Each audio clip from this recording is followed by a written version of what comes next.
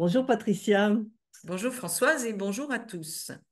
Alors aujourd'hui, nous allons parler des mythes et récits familiaux euh, que la plupart des familles ont. Il y a des folles histoires sur le grand-père qui est parti en Extrême-Orient, qui a fait fortune et puis qui a tout perdu au jeu. Voilà, il y a des histoires comme ça dans à peu près toutes les familles. Et voilà, ça sort pas tout de suite, c'est dans le travail de l'arbre que ça se voit. Mais au début, quand on commence à monter l'arbre, moi j'ai l'habitude de dire aux personnes, pour leur expliquer comment on va fonctionner, c'est que quand on dessine son arbre, en fait, on se nourrit de trois types de sources. Les sources officielles, que sont les archives, ça peut être des archives qu'on va rechercher, mais ça peut être aussi les archives familiales, le livret de famille, des choses comme ça. Donc ça, c'est la première source. La seconde, c'est les souvenirs et les impressions personnelles. Et la troisième, ce sont ces récits familiaux. Alors, ce qu'il apparaît très vite de mon expérience, c'est que ces récits sont faux. Il pourrait toujours y avoir une exception, mais je ne l'ai pas encore rencontré. Ils sont faux sur une base de vérité. Par exemple, en général, c'est énorme et c'est incohérent.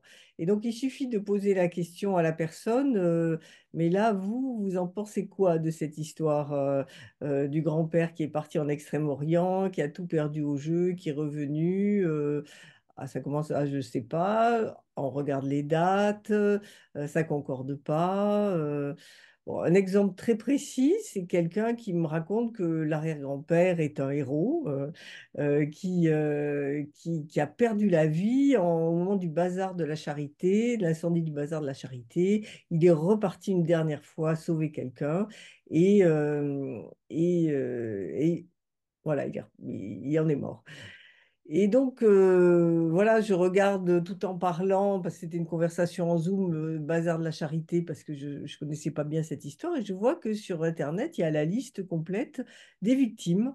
Et donc, il n'y avait pas l'ancêtre. C'était aussi simple que ça, de vérifier. Et donc, effectivement, après, je reçois un petit mail me disant, oui, oui, qu'elle a été voir dans les archives, qu'il a quitté sa femme et qui s'est remarié avec une autre. Bon, il y a des histoires, bon, ça, c'est des histoires, effectivement, où on fait passer un ancêtre pour un héros, parce qu'on n'assume pas qu'il ait quitté sa femme. Il y a des histoires plus spéciales qui sont mythologiques, des descendantes de prêtresses, des descendantes de Marie-Madeleine. Moi, j'en reçois un certain nombre, comme je reçois aussi dans le Var, en face de l'endroit où elle a fini ses jours.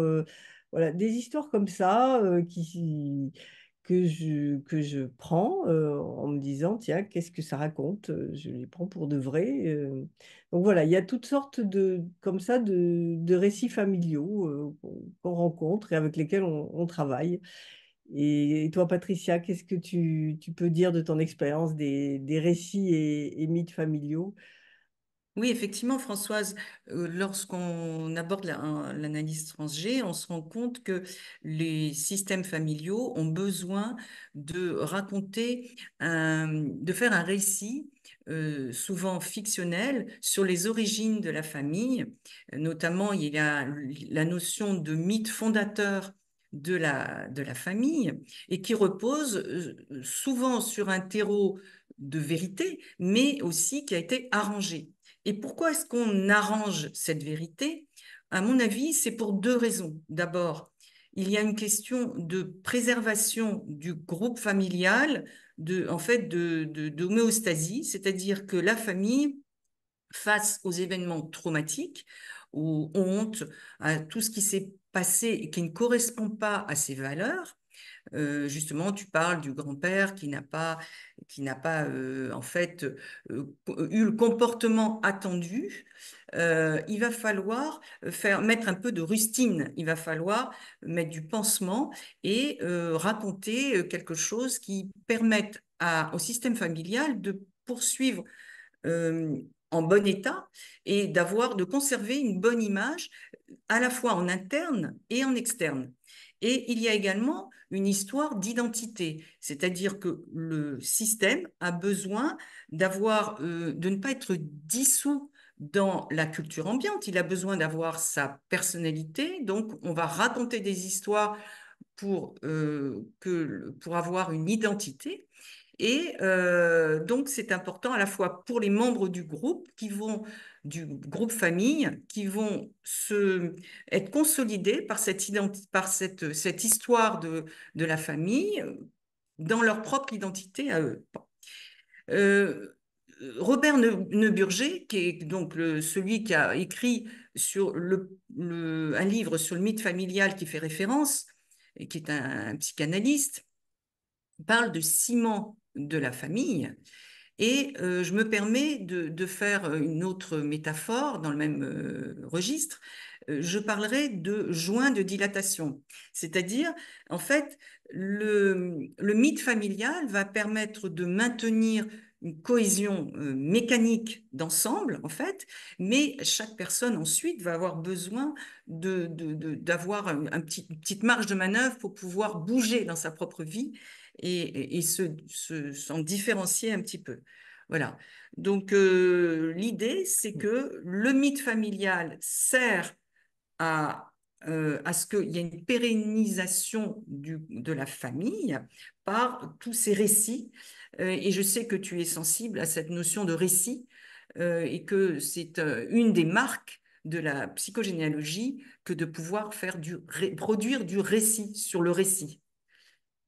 Oui, moi je dirais pas produire du récit sur le récit, je dirais que le propre de la psychogénéalogie, ça, c'est un autre point de vue sur les récits et mythes familiaux, de ravauder le tissu familial, quoi, qui est plein de trous, que ces trous soient venus du fait du secret ou du trauma, les deux étant pas exactement pareils, et que les gens qui viennent nous voir, c'est qu'ils ont besoin de savoir, reconstituer une représentation, de se situer.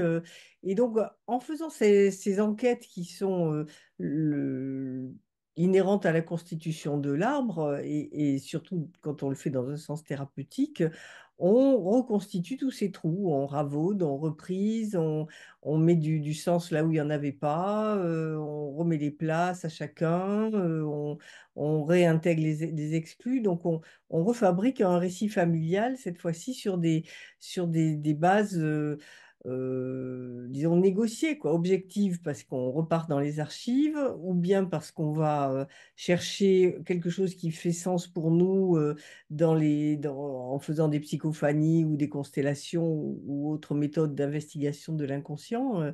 Donc, on se refait ce qui passe pour notre vérité, ce qui fait sens et ce qui nous fait bouger, quoi. Et, et je dirais que oui, que c'est vraiment le propre de la psychogénéalogie parce qu'il y a d'autres approches thérapeutiques. Par exemple, une qui est très intéressante, la kinésiologie, dont on a eu l'occasion de parler dans ces chroniques. Eux, c'est vraiment pas leur propos, quoi. Ils peuvent appeler ça de l'événementiel. Ils peuvent trouver toutes les informations qu'on pourrait trouver, nous, en montant l'arbre et en appliquant la grille de lecture, mais ils ne le partagent pas le plus souvent, ou certains le partagent, et c'est de manière sommaire, mais en tout cas, la personne repart peut-être avec des informations, mais de devoir se débrouiller avec ça, mais voilà, ils n'y accordent pas beaucoup d'importance, alors qu'il y a toute une catégorie de psychisme dans le nôtre, Patricia et moi, puisqu'on est psychogénéalogistes, qui avons vraiment besoin de ces récits, validés, restructurés, reprisés, quoi. Oui, parce qu'une des fonctions de l'analyse transgénérationnelle, à mon avis, c'est de repérer justement les accros à Mm, cette toile de fond du mythe familial qui a subi donc des accidents de mm, parcours. Et il s'agit d'aller voir ce qui s'est réellement passé et puis revenir peut-être aux vraies valeurs du consultant. Le consultant, il s'agit de revenir vers lui de se méfier aussi, faire attention à ce que le thérapeute ne plaque pas son propre mythe de guérison sur le consultant.